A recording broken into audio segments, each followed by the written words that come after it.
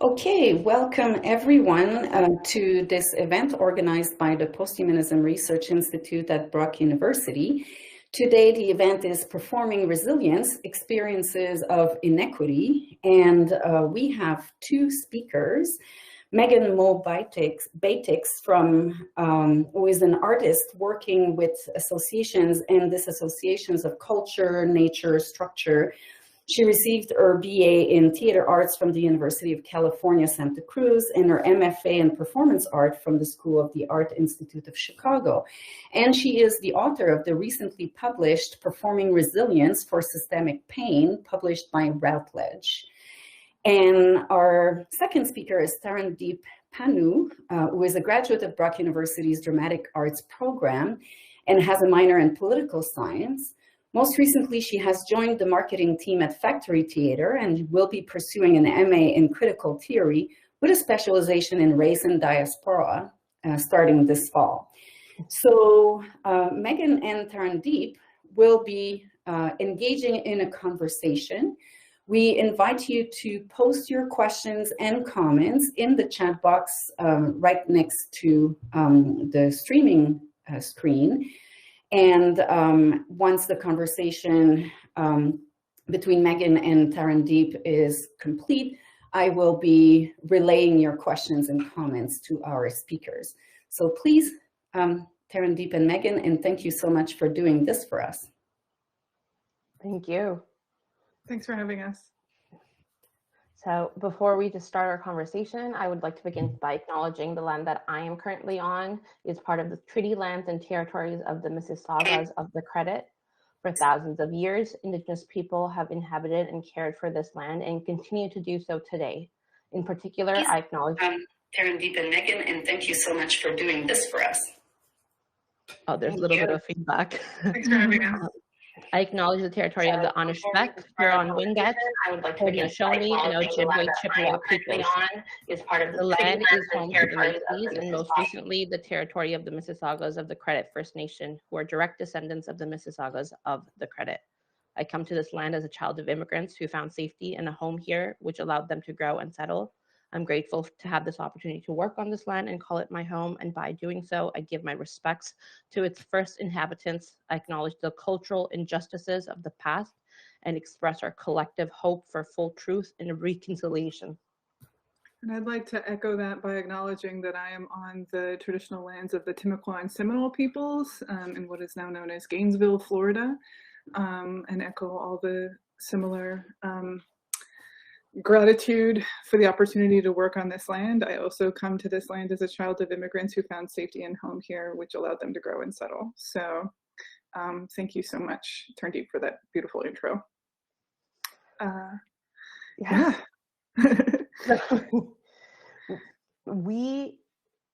I guess where we start this conversation is, I know we've been both posed as artists.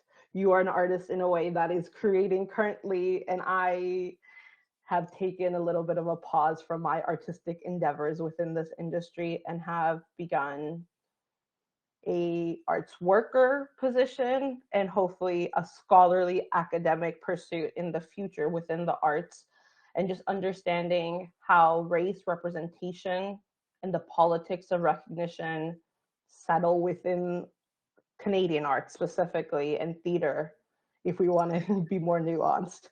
Yeah, and I guess part of what I think where this book is relevant, even your description of yourself, is that for me it's been important and challenging, especially when thinking through the lens of, for instance, fine arts, where we have this whole idea of social practice, which itself is like deeply organizational and administrative, that that there's ways in which our creative practices inform these, like, you know, less sexy tasks, or what things that we frame differently, and ways in which philosophy and critical theory are deeply tied to how we approach these kinds of engagements. So maybe to speak a little bit to that, I can start by reading a section of the book. Yes. I think, like, Christine gave us really nice intros, and I'm like grateful for those land acknowledgements. So for folks who don't know, Performing Resilience for Systemic Pain just came out via Routledge. It has an ebook and a hardback book, and the hardback book is priced for institutional purchasing, so it's absurdly expensive, but the ebook is much more reasonably priced, and I can drop a code for a discount later in the chat. But it's based off of a creative project I did over several years called Systems of Pain / Networks of Resilience. And my initial impulse was like, oh, I'm going to go to all these different locations and interview people across different disciplines and professions about their processes of recovery. And then I'm going to tie that together in video and performance and installation into kind of a transdisciplinary, species consideration of like these ideas of restoration and repair on like ecological and human levels. But I think throughout the course of the piece, I kind of end up having a reckoning with my own white universalist framework of what that is, you know, like the idea even that I can, as like a singular white artist, be like, and now global trans-species healing, right? It's just like itself a very kind of Western impulse. And I also kind of unpack my own frustrations with experiences of discrimination as a genderqueer woman, and both benefiting from and butting up against the limits of Western paradigms of research, which I'm really trying to operate in within the scope of the work. So my language in the book is both academic and colloquial, to put it in fancy terms. So I'm just going to read a little section of it, and then Tarndeep has this like amazing series of philosophical and critical meditations on like stuff that I put forward, and so cannot wait to unpack the book through her brain. So yay. Okay, so this is from chapter 7 of the book, Surrender, Separation, and Distance, Moment 2, created with Katie Murphy. I haven't talked enough about the table. Sorry, there've been a lot of tables. I mean the table that Jason Friedis built for me in the first chapter, Nebraska. A practical table for that performance. I needed a table that I could toss, break, and put back together. I knew Jason to be an inventive carpenter and sculptor. So I asked if he had time to build that table, and he did, and he sent it to me in Nebraska from Connecticut. The legs connected to the table body with heavy magnets. When it broke into shapely, intentional chunks. It was beautiful. It was pine, and I spent hours throwing it and putting it back together. It was pine and splintered easily, and not always in the places where it was meant to. As rehearsals progressed, the table split in increasingly new, awkward, small, splintery places. So I started being more judicious about how often I would throw it and the way I was throwing it. Eventually, it became the last thing in rehearsal I would do so that the table could sit overnight with wood glue and clamps and new screws and heal. One practical way to think about this is, the table could have been made with another kind of wood, but that would have been prohibitively expensive to ship. Another way is, I should have learned from this table and made another table myself, something more durable. But I wanted to spend my time composing the piece, not attempting to master carpentry, and I was eager to work with Jason, who I knew to be a skilled maker and artist.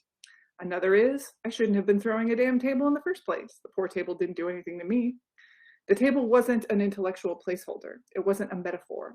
It wasn't even an intentional bridge to say, Harman's thinking about tables, Ahmed's thinking about tables, or any fucking writer or philosopher writing at, sitting near, or contemplating tables at first. That aside, allow me to cite protection in advance with a string of quotations from queer phenomenology. The failure of objects to work could be described as a question of fit. It would be the failure of subjects and objects to work together. The idea to throw a table was born from pure instinct and rage. It was recalling a single conversation with a white male scholar, the accumulation of many conversations, where I spend a lot of energy speaking respectfully, demonstrating listening, competency, citing my sources, being vulnerable about my feelings and the limits of my own expertise, proactively reaching out, demonstrating personal and professional support, honoring boundaries, funneling care and love down every available path, pushing my work forward, pushing my character in the very real sense of integrity forward, facing down internal and external obstacles to growth, buying fully into the white, abled, categorized by refusals to listen idea that if I just worked hard enough, that effort would be seen for what it was, and still not being consistently heard or respected. Systems thinker Donella Mellows writes, dominance is an important concept in systems thinking. When one feedback loop dominates another, it has a stronger impact on our behavior. Because systems often have several competing loops operating simultaneously, those loops that dominate the system will determine the behavior. I was never going to get the automatic and unearned respectability that comes with being a sir. So the appropriateness of the height of the table is itself dependent on the body that uses it. Husserl's table could be too high or too low for me, depending on our differences of height. Husserl's table would work for him only if it were placed in a way that enabled him to write. I felt myself to be caught in multiple loops, having my vulnerability and trust taken for incompetency, being subject to violent projections, oppressions, Mathesist tests of knowledge and character, walking away from that infuriating, gaslighting, condescending conversation with the urge to throw a goddamn table, and having that urge reignite in my body every time I felt myself being needlessly dismissed and ignored, knowing that if I acted upon the urge, I would be condemning myself further, inviting further scrutiny, gendered phobia, misogyny, knowing that not everyone is punished for acting out on their frustration, and that in itself being a source of further frustration. So I'm going to stop there because it's a little bit ranty.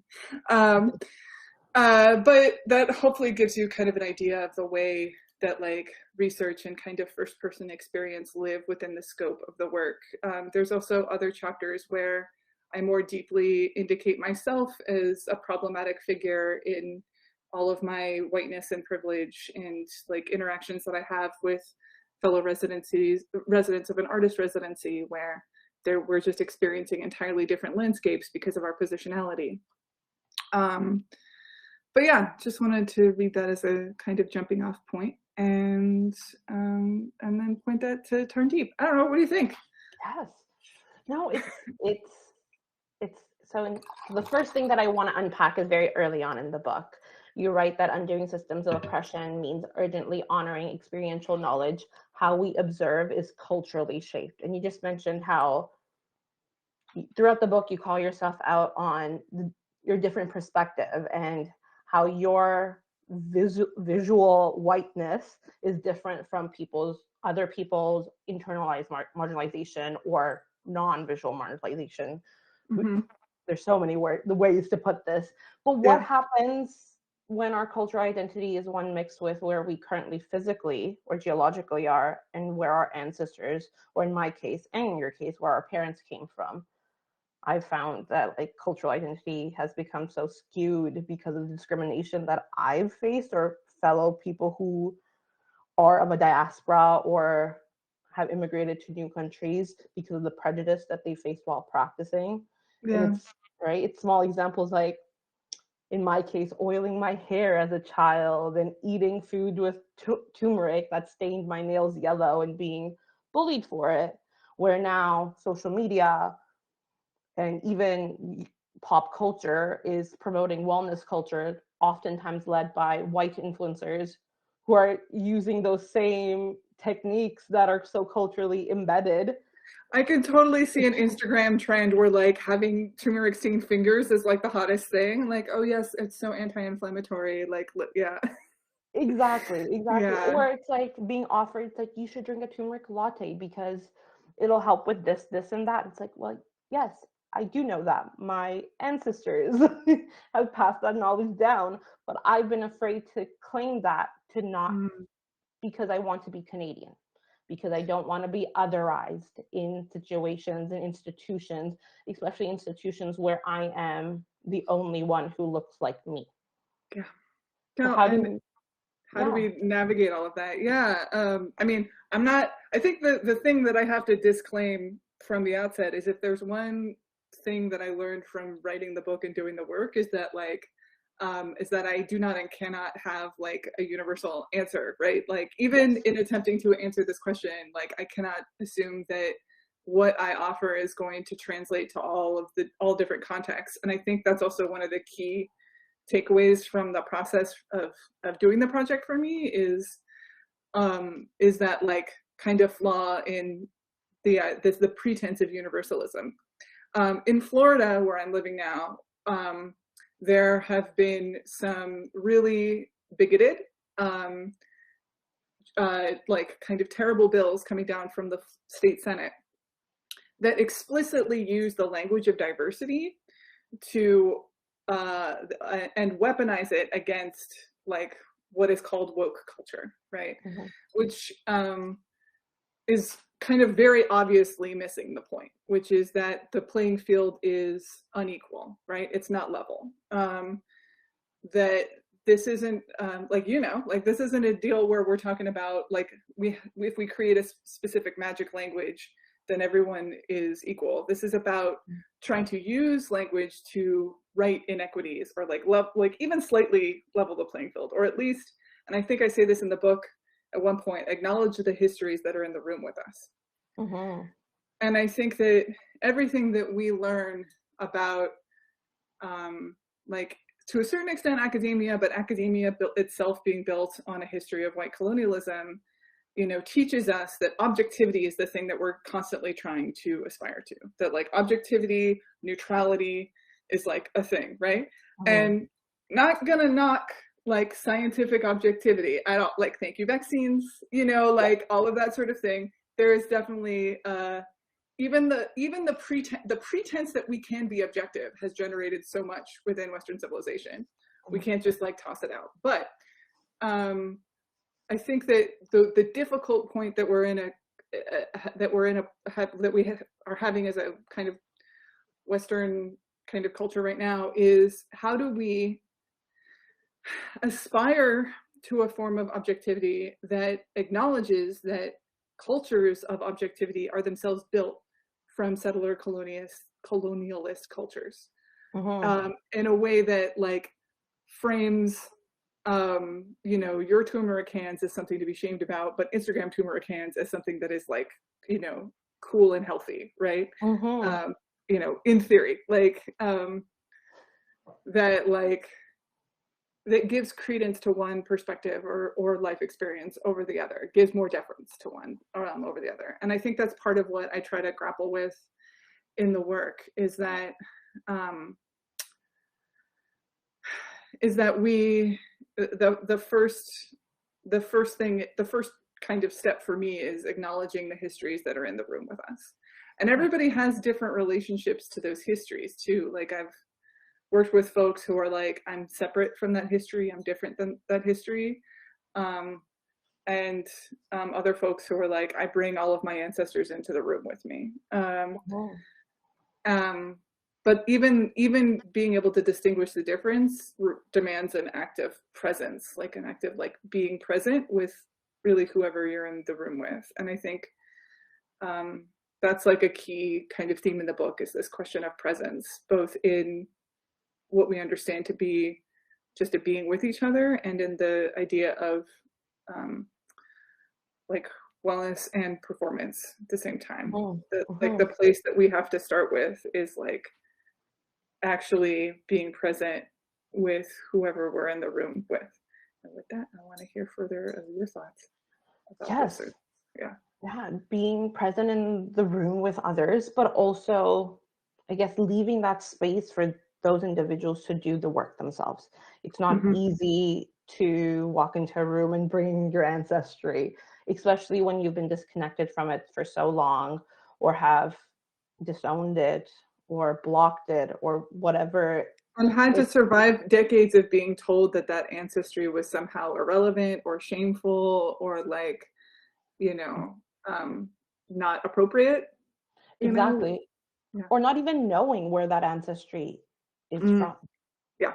Right. And that in itself, that journey of figuring out and tracing your roots, or establishing new roots with culture that your immediate ancestors, your immediate family has created over the years. And how do you then use that, especially in spaces of art where the theme is always to become something else, to be neutral, to leave your emotions at the door, right? There's all these words. Like becoming an actor, like ideas of neutrality and like acting poses are themselves like built on a, you know, very specific Western framework where it's like, oh, there's a neutral spine, right? Yeah. And there's, modern dance is built on the pretense of a form of neutrality, like no expression in the face, Martha Graham style, and not recognizing that that in itself is a kind of, you know, that is a pretense to objectivity that isn't necessarily there, right? For sure. And then it's like in one incident you're told to be neutral, and another, especially if you're a racialized person, a disabled person, your body has to be justified. And that act is so contradictory to one another and so confusing as an artist of, can I not just be a creative in this room doing the work, doing everything that someone who is more normative in our society is doing? Why is it that there needs to be a backstory for me, but not a backstory for the white character or for the able-bodied character, right? And we do not justify the presence of cisgendered white males on stage ever. But the amount of times that my presence has had to be justified is ridiculous. I think I heard tale once of a production of Shakespeare of like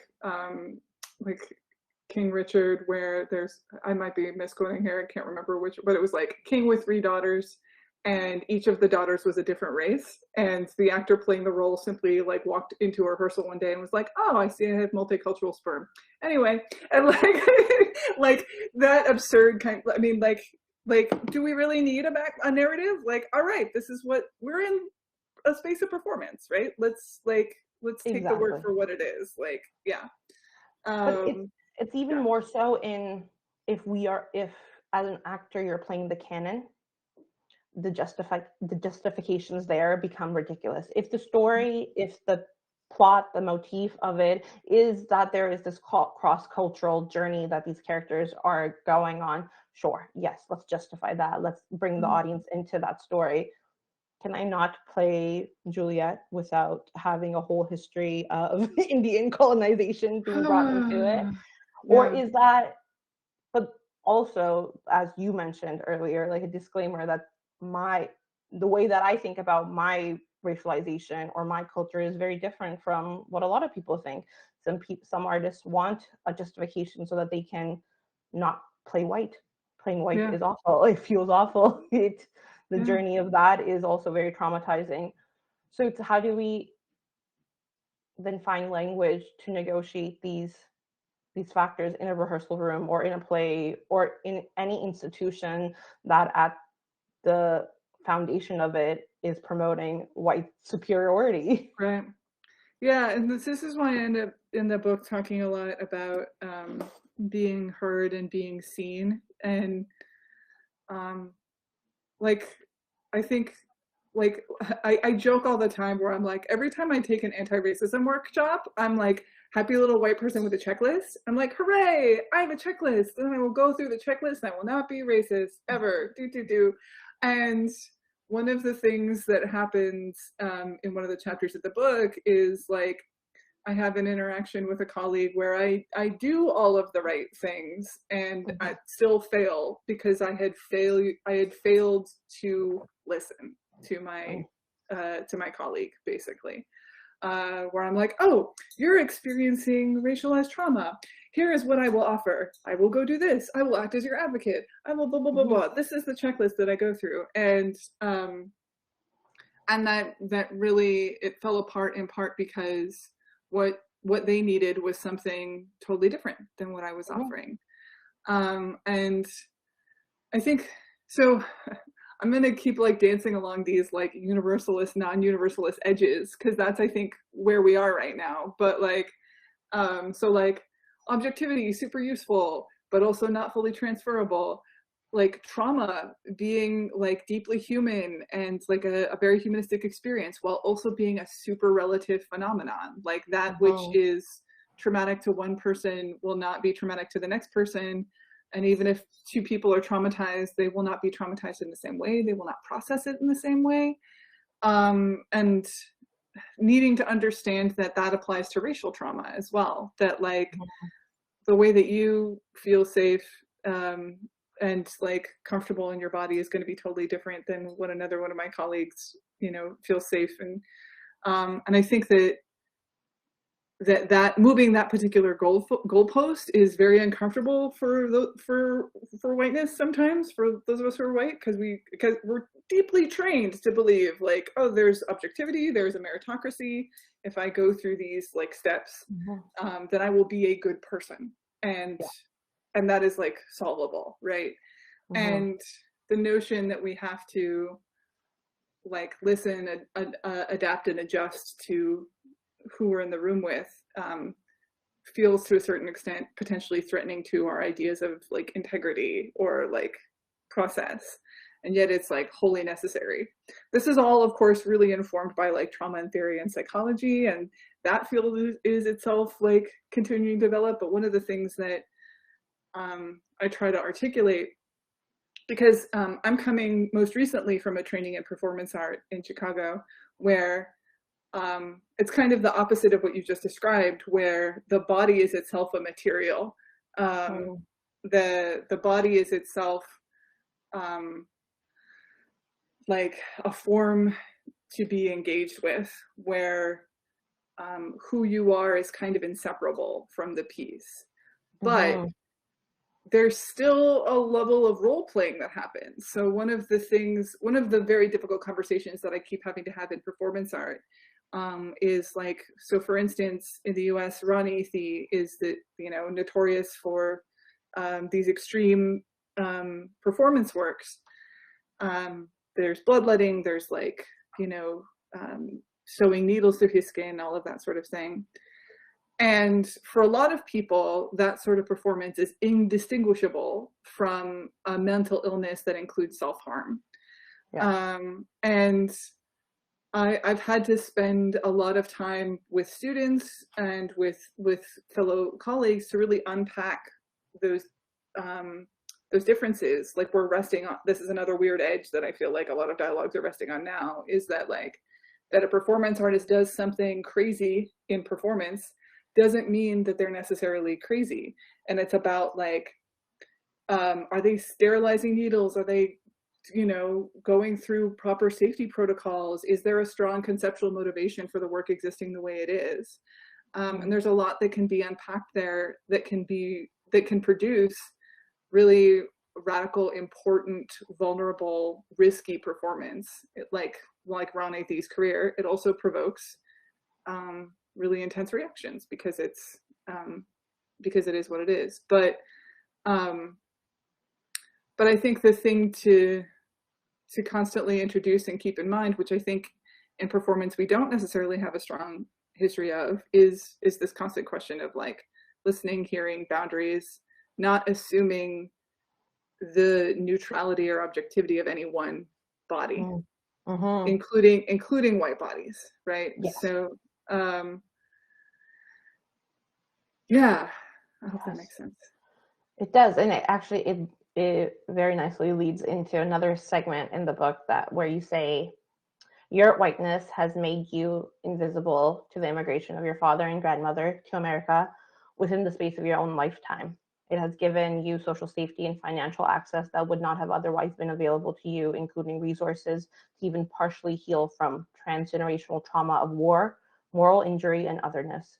No one asks you where you're from with threatening undertones. No one looks at you and asks you about histories of slavery.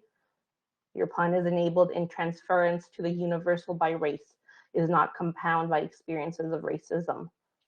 Can you speak to this and how it relates to your experiences of pain and resilience and inequity that you have faced due to your intersections in spaces of creating art, but also what have you witnessed happening to individuals whose marginalizations are maybe more visible in these spaces? And I use quotations for visible. Yeah. No, I think that's smart, given how many marginalizations are invisible. Yeah. So I almost feel like at this point in my life that I'm like a recovering amnesiac in terms of whiteness. To be real, like whiteness really really suggests profoundly that we as white folks are like born anew into a meritocracy and, again, like objective new space with each generation. And even like, so for instance, like knowing that I'm the daughter of an immigrant, going to like cultural camps and like Latvian schools growing up, my family's from Latvia, and understanding a disconnect, also seeing like very clear efforts on the part of my dad to erase that legacy. Having grown up in the 50s in, you know, Southern California, it was distinctly uncool to be an immigrant, right? Responding to his parents in English when they spoke to him in Latvian, like making pretty minimal effort to like maintain those traditions at home. So like, so feeling like, okay, technically this is where I came from, but the reality that I live in is this like other Western universal space. Like that's the real kind of world. And that kind of narrative not really allowing for the reality of things like transgenerational trauma, where it's just like, okay, I mean, I'm here in part because my grandmother had to move as a single woman across the Atlantic Ocean to the United States with a 5-year-old. My father was then, like, as a non-native English speaker, like dealing with weird things like Halloween, where like 8-year-olds were going up to his front door in crazy costumes and saying shit he didn't understand, right? Yeah. And that being a kind of weird sort of trauma, and like there being a real pressure to conform and deny whole aspects of yourself. I mean, as like, you know, as like that pretend these parts don't exist, right?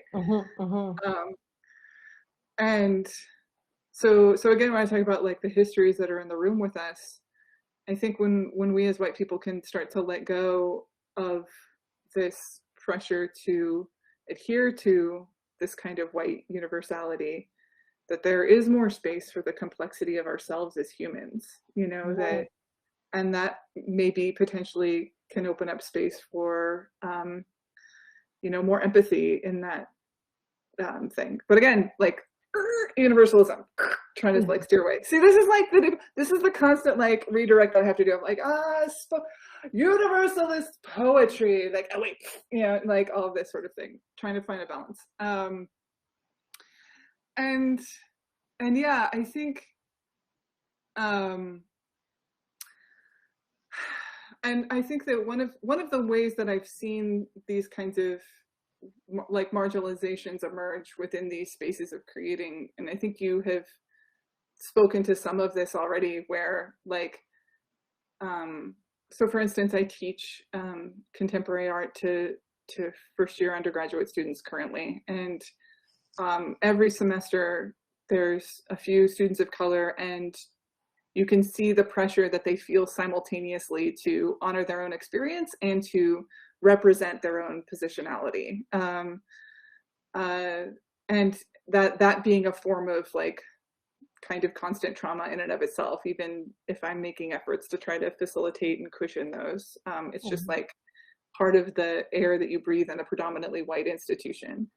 I also have colleagues who are phenomenally more successful than I am in terms of women of color who have earned twice as many awards, have shown in like twice as prestigious venues, who are either like less recognized financially for their work than I am as someone who's just been like slogging through academia for a couple of years, or who, like, I have colleagues who every time I face like a moment of like misogyny or discrimination, I'm like, this was hard, and they come at me with a story that's like 10 times worse. And so, oh, perspective, you know. So like, even in those moments where I myself am experiencing inequity, it's like I'm reminded of like, again, I don't experience racism. And I think as a white person, I feel like it's really important to state that. As a white person, I don't experience racism. There's no such thing as reverse racism. It's because the ground isn't level, right? Yeah. So like, there's a difference between being described as a white person and racism, right? There's a difference between having my privilege acknowledged and like any form of racism, right? And that's the basics of the ground isn't level. So so that's kind of how I've experienced those things. But yeah, I feel like the experience of whiteness encourages a form of amnesia that denies us the full experience of ourselves, and then that can cut us off from fully supporting non-white folks. So. Yes, and being in these spaces, especially being in a university setting, in a performing school or a dramatic arts school, being one of 4 or 5 students in a room that are racialized, and then all those other marginalizations that are in a room that I don't even know about because we don't discuss them in a way that is open and kind and empathetic towards, whether that be disability, especially invisible disability. We do not talk about that at all in spaces of creating art, and are often made to believe that if you physically can't do something, you are preventing the art from happening. Right, as opposed to taking a form of like, and I see this in my students as well, right? Where I had a student recently freak out just on a practical level, where like, oh, this is my proposal, but I don't think I can do this. Like, I don't think I can get exactly this 4 sized mirrors. I don't think I can, you know, blah, blah, blah. And I'm like, all right, no, we need to like take a step back. And this is where I feel like the conceptual art training is really handy, because once you have this core concept of what you're trying to accomplish in a work, there's 1,000 different ways to get there. And that's a conversation I have with students over and over again. It's like, all right, you can't get 4 exact mirrors. What are you ultimately going for in this work? And how do we get there? And I feel like that's also a framework that applies to like considerations of access as well. It's like, okay, the performer can't enter the stage exactly this way. Like, how else can we get there? How else can we like embrace the core of what we're trying to accomplish? And I feel like part of where that comes from is still being attached to this like solo genius artist or solo genius director kind of framework, where it's like the director has a vision for how it's supposed to go, and that's exactly how things need to happen. But what if the director is just someone who has that core value of like what we're trying to accomplish, and there's room for that to happen any number of ways without that being a threat to a director's training or like craft or, you know, any of that, that it can become like more of a dialogue and a collaboration rather than like a hierarchy, right? Yes. So that's something I feel like that's a conversation that can like we should still keep having in like Western performance spaces, basically. Yes, and that art isn't, like you're saying, it's not solo genius process. It's a collaboration between you and your space, or you and other artists, or you and the work. It is truly new every time you approach it, and that's okay. And that is what people, especially when it comes to live art, the reason I go see live art is because I want the experience of it being new every single time. A play performed on a stage is not the same every single night. That is the basics and the fundamental of what we learn in art school, that the process changes. So why can't the process change to adapt to the needs of the individuals creating the art? It's hopefully we're headed in the right direction. Maybe that's absolutely. Totally, I agree. So you also highlight Ray Johnson's approach to oppression, or the somatic process that she's using, and I could list out all of them, but I think the ones that really are highlighted for me is that we learn about social systems through interpersonal nonverbal interactions. The nonverbal component of social interaction is one of the most powerful, ubiquitous, and insidious means of social control. And I was just pondering on this and thinking about, again, marginalized folks when they don't see themselves in art, in artistic spaces, and I would say most importantly in artistic roles of powers, whether that be an artistic director of a company, a tenure track professor in a university, the director of the multi-million-dollar production, whether that's a Mirvish stage or Broadway in the States, that it can lead to the stifling of your own abilities, and often leads to a lack of pursuing the art. Then there is always a conversation. I know I've been part of multiple in rooms where it's like, we don't have enough marginalized folks to cast this show. We don't have enough stories to tell. We don't have, again, the reasons are often flawed and many, but how do we, like, how is that conversation even possible when the problem is that we're not cultivating these artists from the start? And it doesn't start in university, but it's starting at a primary educational level, where in your schools you're not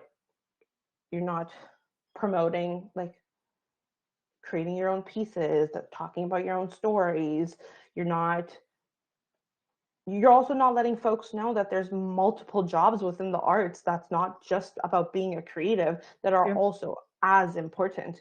My job as a marketing assistant at Factory Theater is just as important as the actor who is the lead in the show. If you don't do your job, no one knows about the show. No one comes. No one buys tickets. Yeah. Exactly. But then with the nonverbal interactions that I've had in art school of being performance put at this level of hierarchy that is most important than anything else, whether that be education within artistic spaces, production in artistic spaces, applied theater in artistic spaces, that my job has often felt less than, because it is more administrative than it is creative.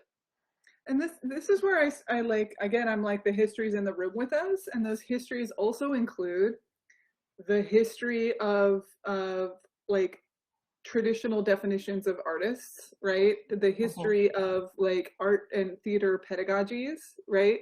The history of like economic legacies that previous generations came up in that no longer exist today, right? So one of the things that I'm constantly struck by, and like I feel like the same dialogues apply in the visual arts as well, where similarly it's like, it's not just about being the solo genius artist who works in your studio and like, you know, sells giant paintings or whatever. Like there's people who hold multiple jobs, or like, you know, show in kind of unexpected or non-traditional ways that are making really important work within their communities, within their dialogues, sometimes on greater scales. I think all the time about like the shadow of the legacy of in America. It's like immediately post-war, and actually the legacy of the National Endowment for the Arts. Those things both are directly tied to the history of the cultural battles against the Soviet Union. So like the NEA was founded directly to fund artists as a counter-propaganda campaign against the potential cultural prowess of the Soviet Union, right? And the Soviet Union was doing their version of that as well. They were taking their kind of most successful artists and giving them world tours. You know, that's how we have the Prague Quadrennial, is like Soviet funding of Czech scenographers, specifically supported as a form of propaganda for the Soviet Union, right? And all of these like cultural and historical structures build our understanding of what it means to be an artist. Like a lot of our understanding of an artist is someone who doesn't have to worry about cleaning their own house or feeding themselves, because somebody else was doing that for them. Like there was invisible labor just kind of magically making that happen, right? They didn't have to worry about raising their kids because somebody else was doing that, right? There's a Twitter campaign that's like, #thanks for typing. That's just like a long list of all of the wives who typed their husband's manuscripts for them, and like how that made generations of books possible, right? So I think part of that is like, if we're like, again, coming back to like the core idea of like, well, what are we, when we're making arts and culture, like, what are we really about? Are we about perpetuating a paradigm of the artist that is this like tortured solo genius that is based on the legacy of very privileged white men who either had the means or had the social capital to go off on their own. Or are we interested in like using the fact that we work in a creative field to actually change those terms and change that landscape entirely, which I feel like is one of the biggest obligations that we have as artists and performance makers, is that we build the labs that change the dialogue. You know, we create the works that shift perspectives, and that's a statistically proven fact at this point. That's not like artists waxing poetic about, oh, I'm an artist that changed perspective. No, it's like statistically verifiable, you know.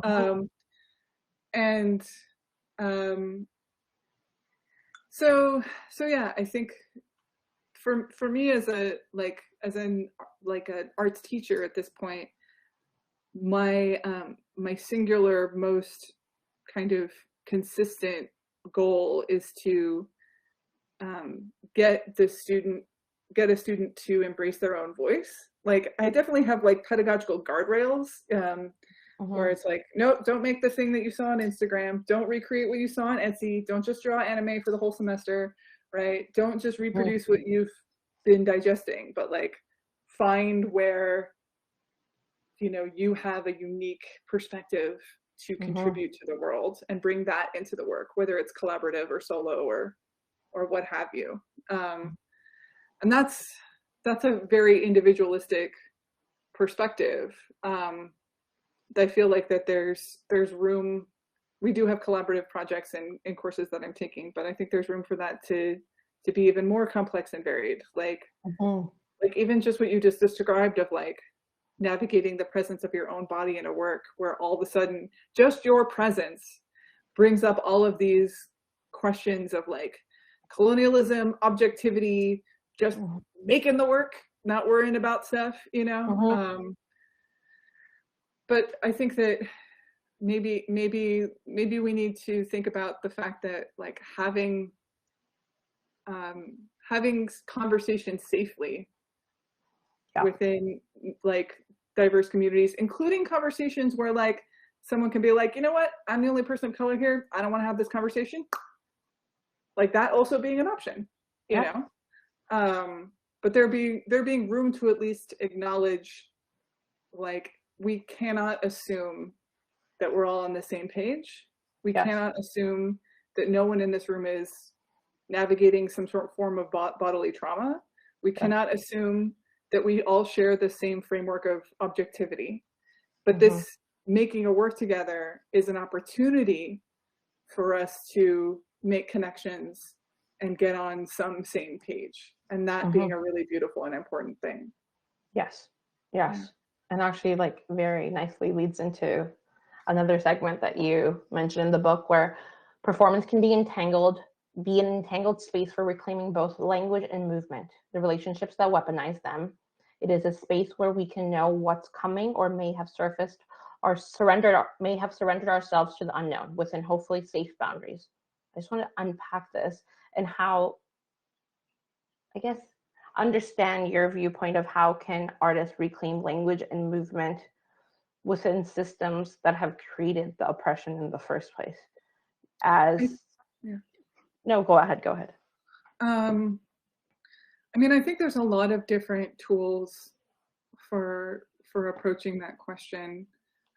And I think that, you know, there's, you know, anything from like I know for some artists, like storytelling from specific marginalized perspectives is really important.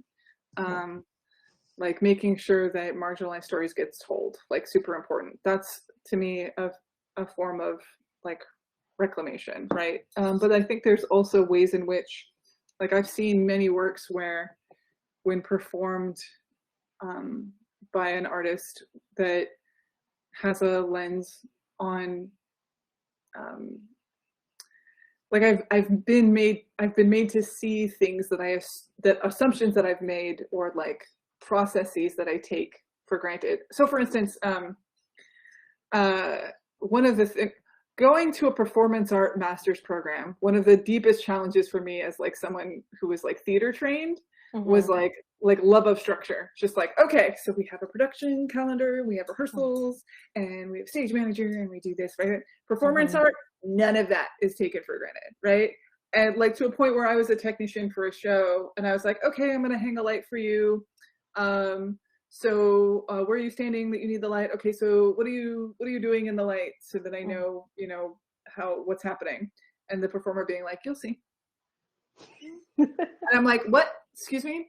How do I support the but the performer was basically telling me like it was more important for her to like keep the boundary on what she was doing than it was for like that specific action to the light was happening. And me as a technician, it was like totally antithetical to like all of my training. I'm like, no, I must know, like I didn't say all of that, but I had this internal like dialogue of like, how do I do my job if I don't know exactly what's going to happen? And I realized that like part of it is trust. Yeah. Like operating in a space where you trust the performer, like, you know, an experienced performer, to guide the work in a way that best supports it. And that doesn't mean like things have to happen in a bubble or there's poor communication or whatnot, but just that there's a comfortability with approaches that are outside of the norm, that are possible, that like, that me not knowing how that performance wasn't going to unfold wasn't unprofessional on that performer's part. It was that performer setting a boundary. And it turned out there was partial nudity. So that's why, like, that's why she didn't want to be like, here's what's happening. Because the risk and surprise of that particular partial nudity was important. Now, the organizer knew exactly what was happening. I was the technician. So, you know, again, layers of boundaries, but I think that if we potentially think about this way of making work that allows a little bit more room for trust in the creative process of the individual artist and performer, then we open up avenues for these kinds of reclamations. Does that make sense? Yes, no, completely makes sense. And I'm even thinking back to my own theater training, and the structure was the basis of all of it. It allowed the trust for me because I knew everyone knew what was going on, what needed to happen, in what time frame it needed to happen. Totally.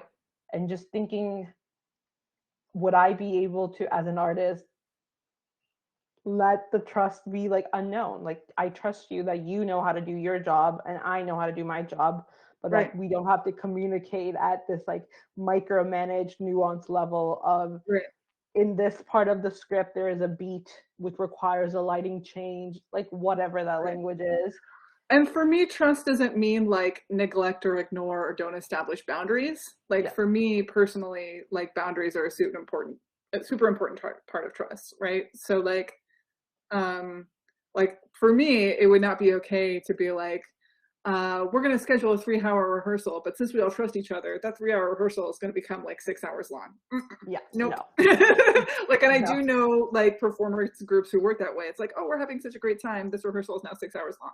Like, no, that's to me, for me personally, that's not, you know, that's not respecting boundaries, but I can, you know, I can appreciate, like, I think that like there is room even within that like established clear boundaries and expectations where things can proceed in a way that is still generative and productive and unexpected, but still professional, and that maybe we don't need to define professionalism by a set of norms, but rather by a form of like respect and good management.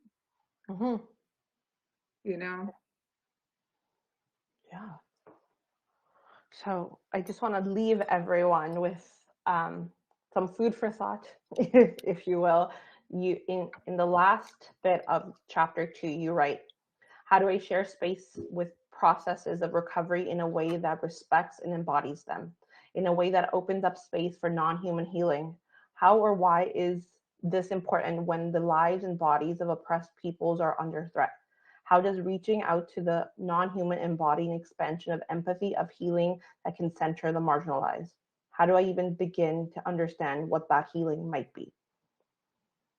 And I think that in itself is beautiful, that this is a journey that we as a collective community have to go on to understand what healing means for each individual in the room that you are in. And for that, to me, the difficult question there is opening up the question of the healing of the non-human, or the trauma of the non-human, right? Horses get traumatized, landscapes get traumatized. And like our healings are like interconnected, and so are our traumas. But what's a generative framework to think about those things going forward, where there's even, there's dialogues around ideas of Black ecologies where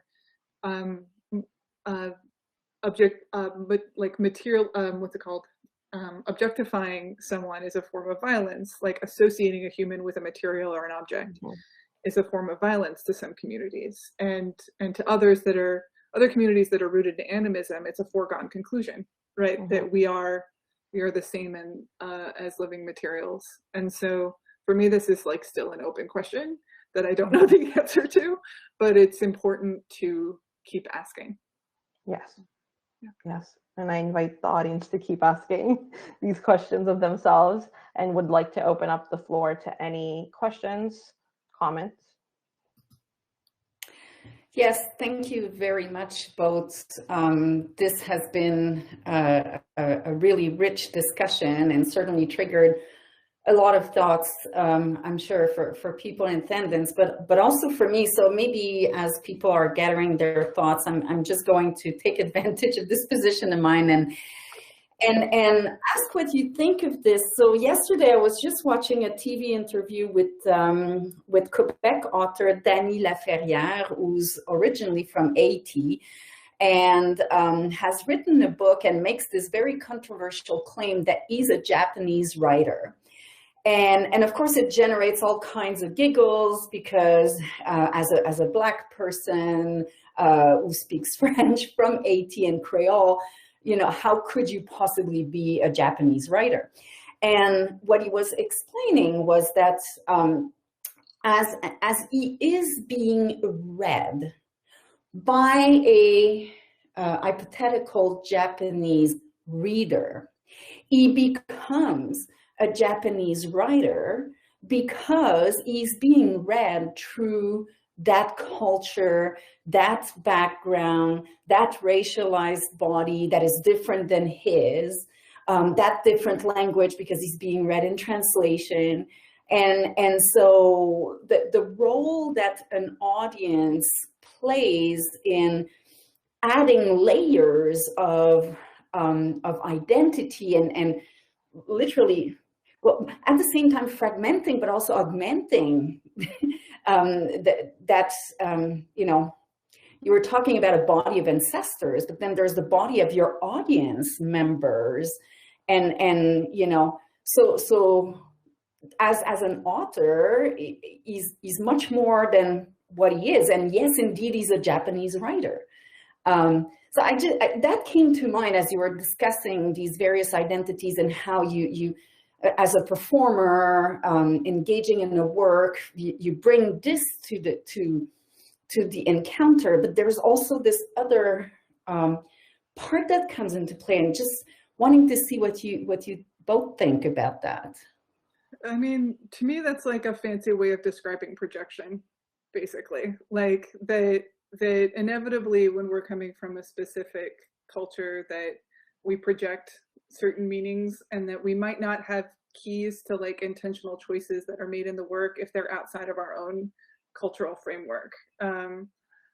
Like, specific references to kind of historical events that happened.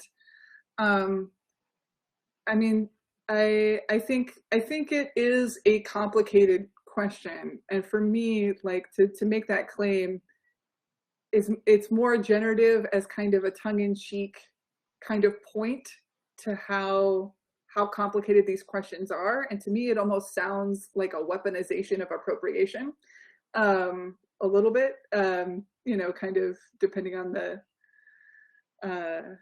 viewpoint of the author. I think he really meant it as a provocation, as a mode of maybe subverting the kind of perception there might be of him as a Quebec author of Asian origin, and you know, to challenge our perceptions of racial identities, cultural identities, and whatnot. And yeah, I don't know. What do you think about that, Tarndeep? I think it becomes like I have very complex like things happening right now, but like nationality in itself is complex. So yeah, saying that he is a Japanese writer or a Japan, that is what is he is saying. But in the sense that is he ethnically relating to the people of Japan with their, again, multicultural identities within that country, because to even assume that there is one identity of the Japanese people is problematic. It is assuming that there's one type of reader coming to his work and bringing one type of ancestry.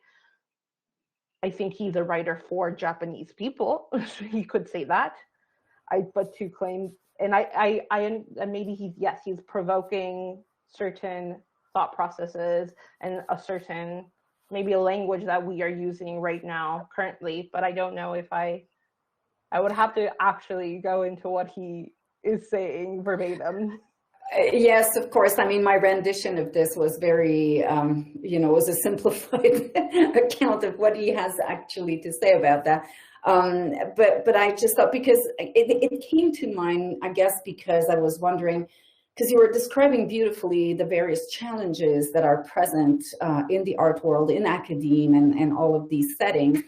And I was thinking, okay, so if these systems are so powerful and they permeate every aspect of our existence, how do we subvert the system? How do we generate a spark somewhere that's going to, and I thought, well, maybe that's a kind of spark. Is it perfect? Is it working? Is it efficient? Maybe not. But how, you know, how do you rock the boat and generate change when the oppression is so damn efficient? So this is where I really love the work of Donella Mellows. And if folks haven't checked her out, her website is like the Donella Meadows Foundation, and it has an archive of all of her kind of essays and ruminations on systems and systems thinking. Some of the most powerful work emerges in like the early aughts. But she really thinks comprehensively of exactly these questions, like if these are systems that are dominant and comprehensive and oppressive, how do we shift them? And she has a really beautiful value statement that's like how to interact with systems. And one of the things that she is really committed to is that you feed the system real data, like real, like accurate data, whether that's experiential data or like, you know, but you don't feed the system lies, basically. But you also know that like the data that you put into the system, like changes that system. That like, you know, for me, a good example is like the Me Too movement, right? That the experience of women at the hands of like predatory supervisors was like potentially like anecdotal for a really long time, and then there was this surge of data that was like undeniable, like all of these different women who had very specific experiences of very specific individuals, and that changed aspects of that particular system. Harvey Weinstein is no longer somebody we have to deal with in that particular industry, right? In a significant way.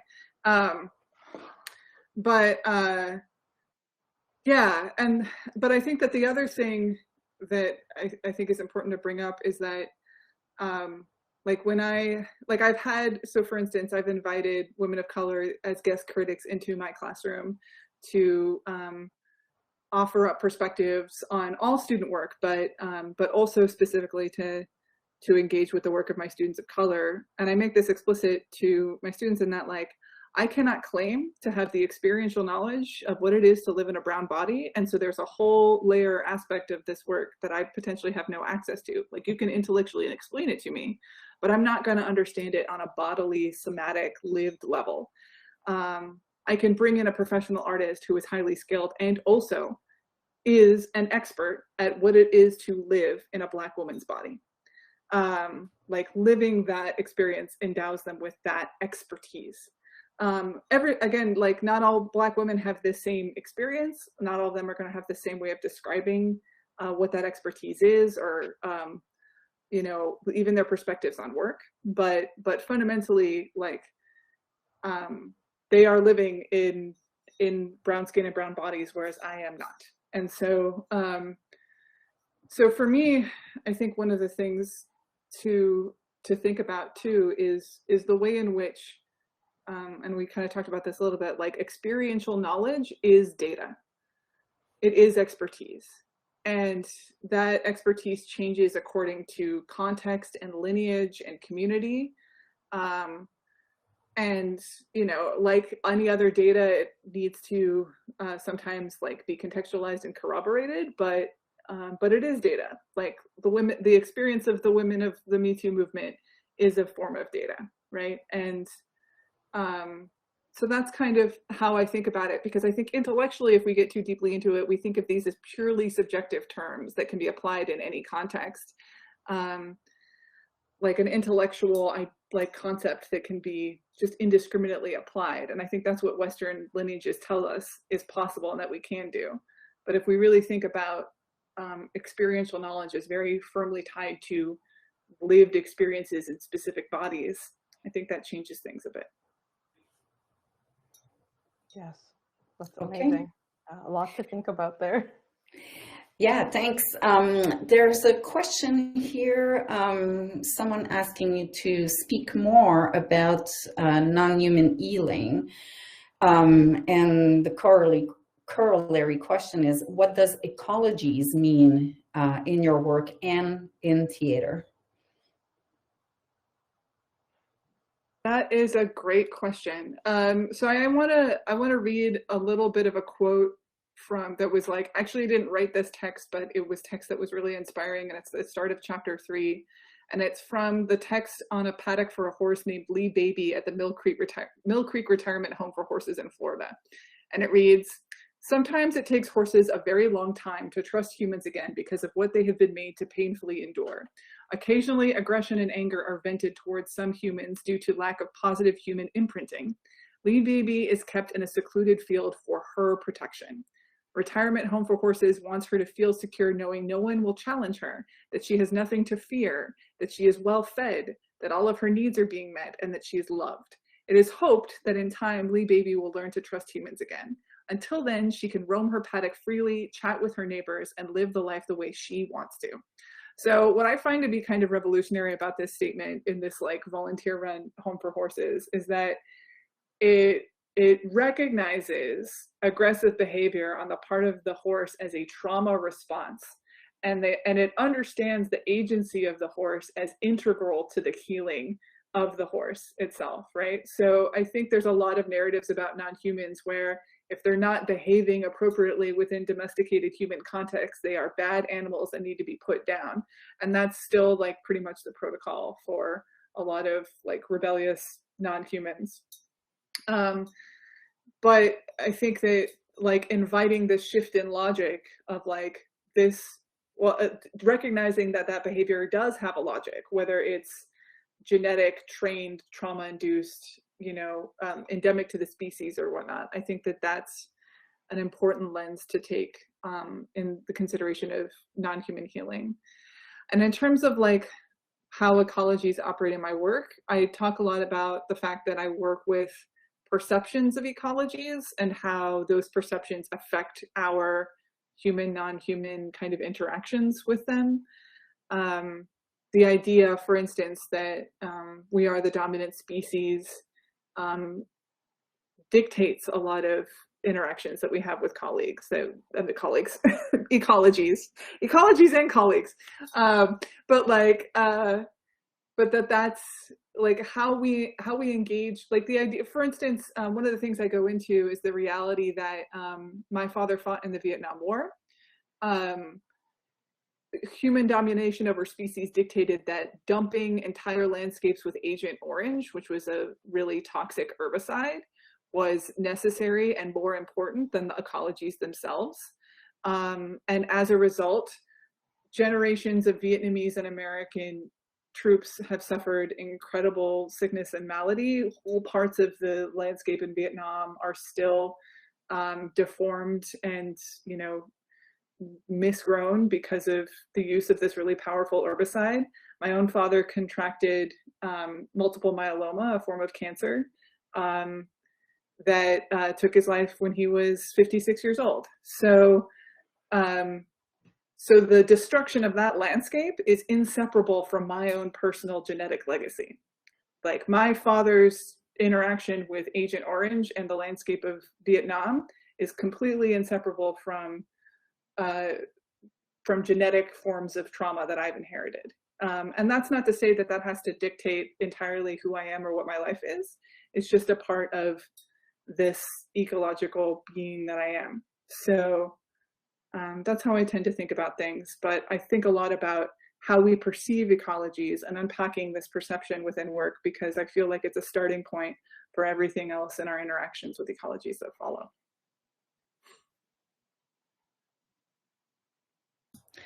Great. I think this ties in really nicely with this other question. So you've spoken implicitly about post-human and new materialist themes.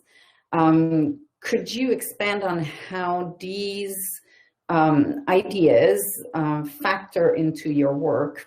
To me, what I've heard you just talk about was these deep entanglements, but could you expand a bit more on this? Yeah, so so a few years ago in my work, I was all about just like, all I was doing was establishing connections. Like, that's all I want to do was establish connections. And now I'm in a more complicated space of like, this idea of connection is both essential and flawed, that that they're inseparable. Like it's like these connections are present even if we don't describe them. But connections are not always like a means towards like a kumbaya kind of universalist, like synonymous, like resonance with nature that I feel like we sometimes believe them to be. In terms of thinking about materialism, I very much, okay, so here's I have a Florida joke. So I spent a lot of time invested in object-oriented ontology, giant nerd for Jane Bennett, giant nerd for Timothy Morton, like way up on those guys, thinking about the material as a co-performer, specifically working in performance, and thinking about the presence of the material as performing, whether or not we're like physically moving it as if it's a puppet. But again, thinking about presence as central to performance, and that the non-human presence of a table shapes as much of the work as the like live presence of a human, like thinking again as potentially as the table as being alive. But I joke all the time that I didn't really fully understand vibrant matter or object-oriented ontology until I moved to Florida, where everything is actually fucking alive. Like there's lizards everywhere, there's like 5 hours of birds in the morning, there's like plants coming in at every angle, they're breaking concrete, they're getting into your house, there's giant bugs, like not exaggerating, this big, that will just like show up in your living room because it's their territory and your little puny house has only been here for like 50 years, like, you know, and some of that is like actually deeply unsettling in a way that I didn't expect, you know, growing up as like sort of hippie from San Francisco. But I think it also points to a really crucial consideration of the presence of the non-human, and that a lot of our kind of cultural constructs are built to like install this kind of control or mediation, where it's so clear in Florida how false that is of a construct, because nature is constantly encroaching on everything that, how dare it be in this swamp, you know? And so, yeah, so I guess part of my work in performance is it's kind of trying to open up the space for the discomfort of that being present with actually all of the things. The good and the bad, the expected and the unexpected, you know, the controllable and the absolutely feral and wild, and see what that does for our understanding of the world. Would you say, if I can follow up on this, so in your discussion and in your answers to these questions, you talk a lot about the beings encountering one another and then the space in which they do, but it seems to me, and maybe I'm wrong, and this is a very incomplete thought. But there's also a lot of entangled temporalities and temporalities that unfold at different paces and whatnot. And so it becomes, you know, when you talk about unpredictability, so there's the unpredictability, for example, of the table that's going to break in a way you were not expecting, but there's also unpredictability as to how quick it might do so or how slow. And you know, in a performance, when you were working as a technician and you're told we'll see, well, really we'll see, because there's that level. Like I said, very incomplete thought, but does that trigger something? Yeah, no, I think you're pointing to, like, I feel like this is a growing edge that that I'm trying to work at. There's a lot of amazing artists who have thought about, like, how does a work unfold in like glacial time, or like mountain time, or like tree time. And I feel like it's a really profoundly difficult, you know, question for us. There's even the work of the Long Now Foundation, which is taking a very civilizational approach and building a 10,000-year clock deep inside of an old abandoned mine, in like kind of the tradition of like outgone past civilizations, you know, like the huge secret monument that will outlast us all. And there was even actually a challenge in the States, when we still don't have a good solution for the storage of our nuclear waste as a nation. But for a while we were considering Yucca Mountain in Nevada. And a number of years ago, there was actually a contest of like, how do you create an artwork that is going to signal to generations 10,000 years from now that this mountain is poison, that this mountain is radioactive and will kill you, basically. And I think the winning kind of idea, which never got implemented because we're not doing that anymore, was actually a proposal to genetically modify all of the plants on Yucca Mountain to be bright orange and blue, which are colors in nature that signify poison and danger. So I feel like that's actually a really urgent question for us, especially since we're on this climate change clock that is counting down really rapidly, and that the window that we have to address really significant, profound, prolonged changes in our global culture is closing rapidly. So I would say, like, while I try to consider like time and materiality in my work in general, like the question of like entangled temporalities, which is a beautiful phrase, like I'm yoink grabbing that one. I think it's a question for the development of my future work, for sure. So. Okay. Tarndeep, was there anything in what we've just discussed that you wanted to address, or, I mean, not to put pressure on anyone, but I saw you nodding along at some point, so maybe there's some points of emphasis for you? I think it's very interesting bringing in the non-human and ecological element, especially within art, and just ruminating on my own journey with art and how that was not part of it, that those were not important questions at the time of, yes, there is a set, and yes, there is this prop, and yes, there is this environment that we're working in, but how is that informing me, and how am I traumatizing it? If that is the again, terminology we want to use, me working outside, doing a rehearsal, not caring for the land, how is that traumatizing the land and the species and the non-humans that live on it? it's a very interesting thought that I don't think I've genuinely given much thought to in my life. But I think it could be going both ways in terms of, you know, those non-human elements also performing through the performer or enabling the performance of the performer, right? We do land acknowledgements, acknowledging the people that were living on the land before we came to it. But Mitch here, who's part of the meeting room, he has a beautiful land acknowledgement where there's an acknowledgement of all these non-human beings that also are part of the land and also support and enable the things we do. And I think so. I think, yes, are we traumatizing the non-human, but are we also being supported and enabled, right? Yeah. Okay, great. Mitch, did you want to intervene here, or I see you might have turned your microphone on or not? No more questions from me. Okay. Okay, good. Well, and I don't see any in the chat box either. So that leaves me to thank you so much, both of you, Meghan and Tarndeep, for a great conversation.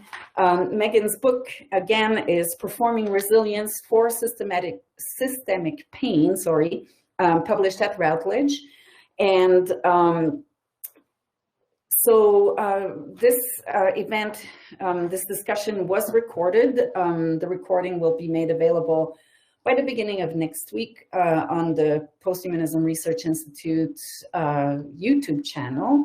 And our next event will take place on April 18th. The exact time is still to be determined, but it will be with Dr. Matthew Ayler from Birmingham University, and he will be discussing posthumanism in practice.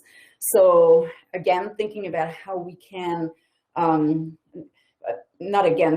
thinking about how we can apply what it means to do posthumanism, how it means to do the things we do, the practices we do, the performances we do with these principles in mind. So in my mind, there's a bit of a continuity and theme here. So stay tuned for the announcement for this talk with the exact time, but it will be on April 18th.